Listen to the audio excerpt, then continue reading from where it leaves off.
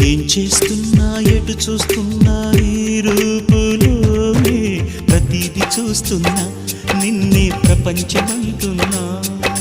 మమతలు చిందిన మధువుల విందుకు అతిథులుగా ఆహ్వానిద్దాం ఆరారు కాలాలని.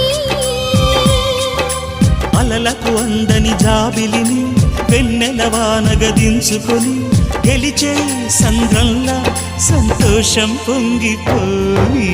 నా కోసం నిన్నే నా జతగా ఈ దైవం పంపేను బహుమతిగా.